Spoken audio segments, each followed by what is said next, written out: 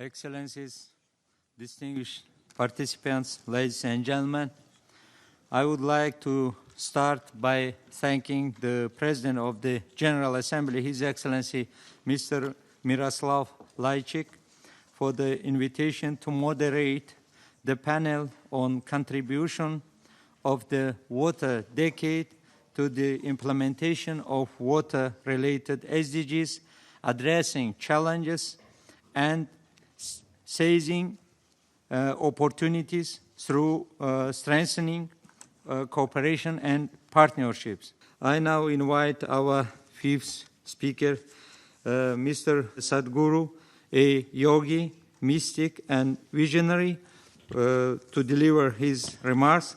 Mr. Sadhguru, as one of India's 50 most influential people, established Isha Foundation, a non-profit, volunteer-run organization operating worldwide. Mr. Sadhguru has initiated several projects for social revitalization, education, and environment, through which millions of people have been given the means to overcome poverty, improve their quality of life, and achieve community-based sustainable development. In the fall of 2017, Mr. Sadhguru initiated Rally for Rivers, a nationwide campaign aiming to implement sustainable and long-term policy changes to revitalize India's severely depleted rivers, which found great support among India's leadership and the people. You have the floor, Mr. Sadhguru, please. Good afternoon, everybody. The first and foremost is to make everybody on this planet to understand that water is not a commodity, it's the life-making material. The stuff we are made of. Over 2/3 of the planet is water, 2/3 of our body is water. But where is the water gone? Actually, water is not gone anywhere. Whatever water we had on this planet 1,000,000 years ago, we still have the same amount, it's not gone out of the atmospheric space. But it's just not where we need it. We are not able to service the people with the needed water. And what are the reasons? Why is it happening to us like this? I would limit myself to the situation in India. And in many ways, this situation is relevant to all tropical regions of this planet. India has been always referred to as land of 7 rivers, but we have over 700 rivers. It's a very richly veined land in terms of rivers. But in the last 50 years, the depletion of rivers on an average has been nearly 60% of depletion of water has happened in the rivers. Why is this so? What are the causes? There are many things to do, but fundamentally we must understand there are 2 types of rivers: glacier-fed rivers and forest-fed rivers. In India, only 4% of the river water is glacier-fed, rest, fortunately, is forest-fed. In the rest of the world, 72% of the rivers are forest-fed. So that is also a fortune. Why I'm saying it's fortunate is because we can put back the forest, we can put back the vegetation, but we cannot just bring down snow whenever we feel like it. It's important that we need to understand, like a country like India, we have an average of 45 to 50 days of rain or precipitation. What comes down in 45 days, we are required to hold it in the land for 365 days. If this has to happen, it doesn't matter who says what and 1,000 different opinions, but fundamentally you can hold the water in the land only if the soil has the necessary organic content and there is vegetation. Generally, it is understood that to call soil a soil, a minimum of 2% organic content should be there, but today nearly 25% of India, the organic content is 0.05%. That means we are converting rich soil into sands. That means desertification is happening at a rapid pace. I am not an environmentalist, I am not a scientist, nor am I a policymaker, but my engagement with life around me has been from a very early childhood. My involvement with forests, mountains and rivers has been very active right through my life. And with great concern I've been watching, particularly in the last 25 years, how the rivers that I have known since my childhood, how they have depleted. Particularly in the last 7 years, the depletion is so sharp and alarming that we invested a certain amount of time and effort and energies to study these things and see how to revive this, and made a policy document, a recommendation, policy recommendation, 760-page recommendation to the federal government in India. It is heartening to see that there is a broad understanding about this in state governments and in the central government. When we presented the policy document to the Prime Minister at 6:15 in the evening, last October 2nd, next day morning 11:30 we got a call from the Prime Minister's office saying that they want a soft copy because Prime Minister has formed a special group to look into the policy. So obviously, the enormity and the urgency of what needs to be done is definitely gotten into the minds of policymakers at least in India. I'm sure it is on, with the concern with which everybody is speaking from various nations. This urgency and enormity of the situation has sunk into all of us. So we know what is the problem. We generally know what is the solution. It may be little more specific to each nation and each geographical location, but generally we know what is the solution. Now the problem is implementation, the problem is getting everybody's cooperation, the problem is the size of the solution. How do we put it on the ground? This is a big problem. So one thing is definitely every nation in collaboration should form, because ecology is not something that respects national or political boundaries. Rivers don't have boundaries, whether of states or nations. So to be able to form an international policy, maybe region-wise, tropical region and subtropical regions and temperate climates like this we could make, but a comprehensive policy that everybody will agree to and start implementing, because a time has come that in the next… It's really a fantastic day today that we are talking about a decade of action, not decade of talking, a decade of action, which is a very good terminology and very good intention. Now we have to get into action. Obviously, United Nations does not have geographical presence, it is the nations on the ground which need to act. So whatever the advisories, whatever the decisions made must become policies in every nation. There are a variety of situations in this which are culturally linked, and we have to be sensitive to this, otherwise it won't work on the ground. So one thing we're doing in India is, one simple solution we offered is, in the riverine land in India, 25 to 27% is still owned by the government.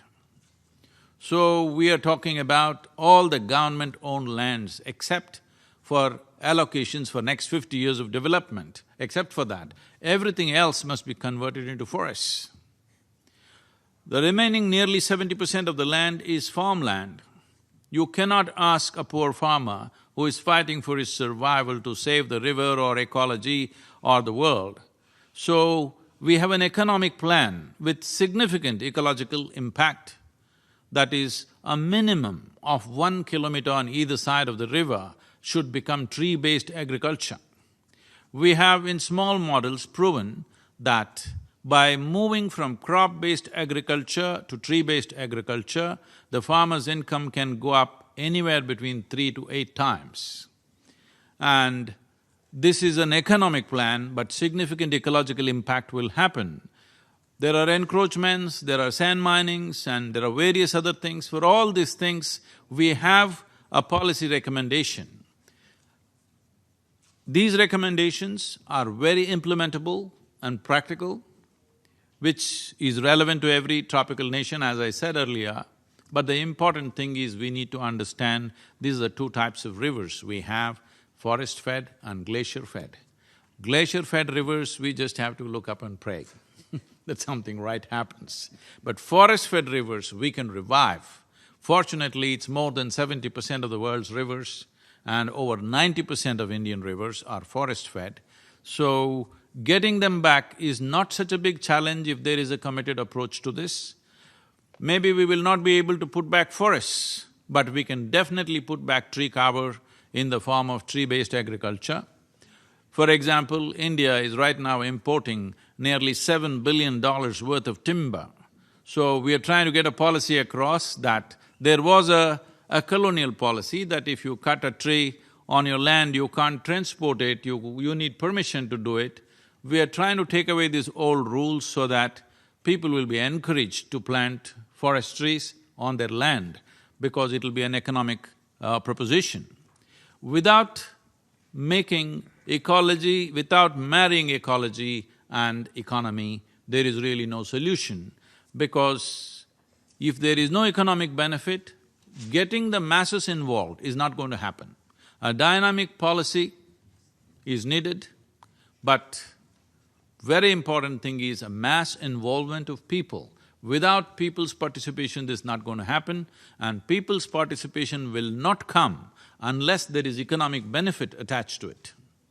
So talking about saving the world, we can give any number of lectures, it won't work. The reason why India responded the way it responded to Rally for Rivers, because it was an economic plan. 162 million people participated in a one-month-long rally across the country. Probably this is the largest ever for any ecological movement, because ecology means it is a concern of a handful of people who are worried about the future, we are worried about the present, that is the attitude. If you want to describe these two dimensions, people understand economy as today's issue, ecology as next generation's issue. No, ecology is this generation's issue.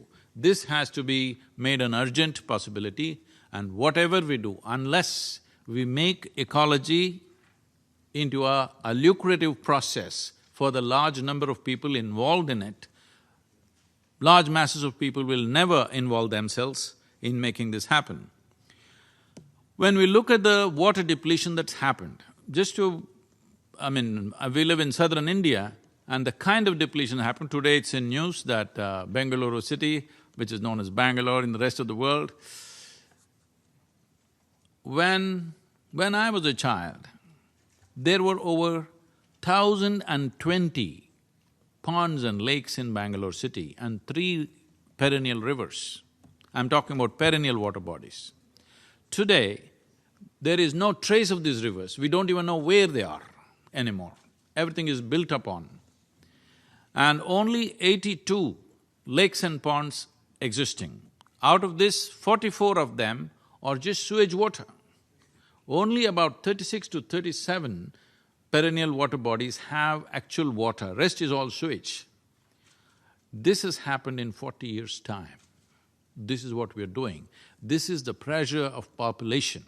Human footprint has become so broad that there is no room for anything else to happen on this planet. We have to understand when we say life, we are not talking about just us, but every other life, because if insects, worms, birds, animals and trees disappear, this planet cannot exist, there'll be no life on this planet. But if you and me disappear, the planet will flourish wonderfully well. So we need to understand that in the scale of significance, their significance on this planet is far more than us, though we may be a dominant force right now. We are a recent happening. We may also have a very near ending if we don't handle ourselves right. This is not that planet is in peril. Planet is not in peril. It is only human life. which is in peril. Planet will recover. If we disappear, if all of us go to sleep for 25 years, everything will be back and everything will be wonderful. So we are also wonderful, but we're just little too many. We need to understand this.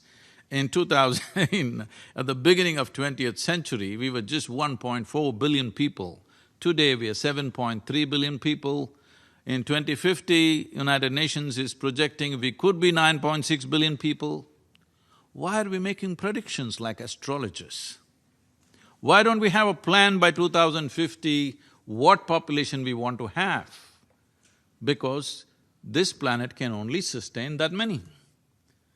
But we don't have a plan, we are going on making predictions. It's time a decade of action must seriously consider population, because that is the big elephant in the room. We don't have an ecological crisis, we have a population crisis.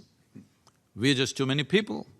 If we don't plan for a sensible population in the future, if we do not consciously bring it to some kind of solution, nature will do it in a very cruel way. That's all you're seeing. What you're seeing as water crisis is nature's way of controlling our population, and this could become very severe.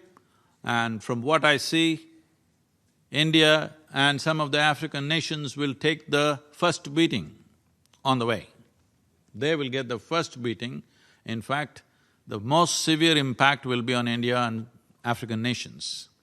So, this is a very deep concern. This is not like I'm trying to paint a doomsday picture, but if we go on business as usual, we are getting there, there's no question about it. And as we have seen in India, many villages are completely empty now. People have moved away from the village because there's no water anywhere. Whole villages are gone. So this essentially means as water crisis progresses, more and more people will try to migrate to the city. If too many people migrate to the city where there is necessary infrastructure is missing, we are looking at a very severe civil strife. We really fear what kind of civil strife can happen in the next 20 to 25 years in a country like India unless we take corrective action today. And I'm glad today we are starting a decade of action. As I said, fortunately our rivers and water bodies are largely forest-fed. That means we can put back the vegetation and revive these water bodies quite effortlessly. We have seen and demonstrated this happening, but now we are looking at large-scale demonstrations in some of the states in collaboration with the state governments. Many states are going into a huge plantation drives like never thought of before. They're talking about tens of millions of trees being put on the riverbanks and in the catchment areas. This is the only way you can take care of forest-fed rivers. Ice-fed rivers, glacier-fed rivers are a different matter. That is not going to change just like that. That has to go through a whole lot of process. Above all, today I would like to appeal to every one of you. As I said, if not an entire globe, at least region-wise, cooperation and common policies are a must for the future well-being of generations to come. Thank you very much.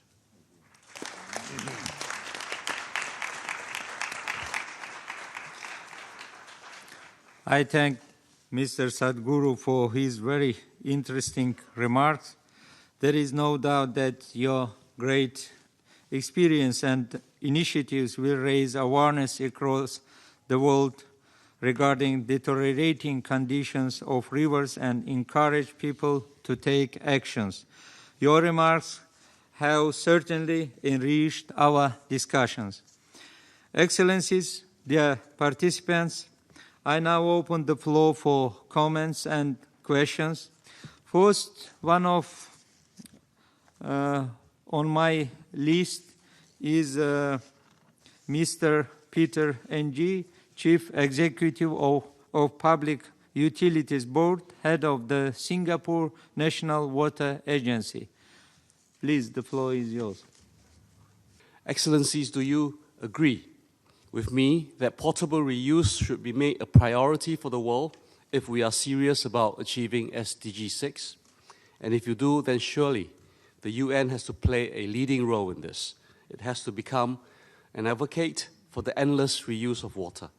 And it has to deploy its influence to encourage and to persuade member countries to adopt the potable reuse of water. As Singapore has considerable experience and expertise in this area, we stand ready to advise and to help. Thank you.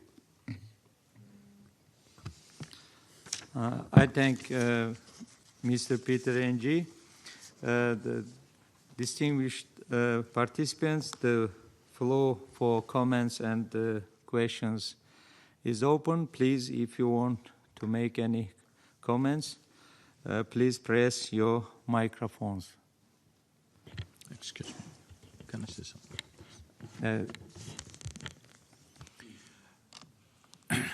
Recycling and reusing water is no more an optional thing, it's something that we have to do because of concentrated populations in cities. But one most important thing which generally not been addressed in most nations is, as we know, over 70% of water consumption is agriculture. In India, it is 84% is agriculture. Shifting from flood irrigation to micro-irrigation would make a huge difference.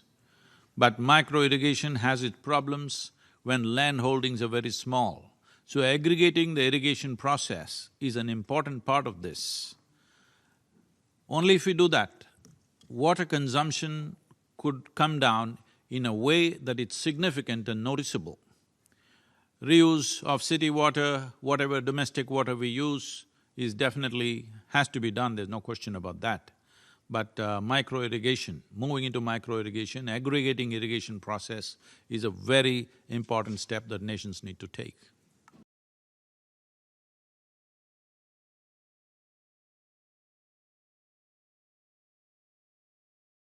Mr. Sadhguru, please, the floor is yours. It's truly commendable that we've heard that the Prime Minister of Singapore consumes recycled water to make the point how safe it is. That's wonderful. But that level of purification, there are economic issues for countries like India and many other nations. So what we are looking at is our daily sewage volume in the top 200 cities and towns in India amounts to 36 billion liters per day. This can easily irrigate anywhere between 3 to 9 million hectares of land with micro-irrigation. And we've always found when we bring micro-irrigation, naturally women get into the act because micro-irrigation needs a certain level of patience and generally we find men want to rip it off because it doesn't work. It's the women who have the patience to go to every point and fix it. So naturally their role in agriculture and food production would be greatly enhanced if we move into micro-irrigation and we can bring down the water consumption in agricultural sector by at least 40%. This we have demonstrated in many places, at least by 40%. And that would be the level of recycling we need. We don't have to necessarily recycle it to a point for human consumption, but for agriculture it's much easier to do it and economically it's more relevant to us.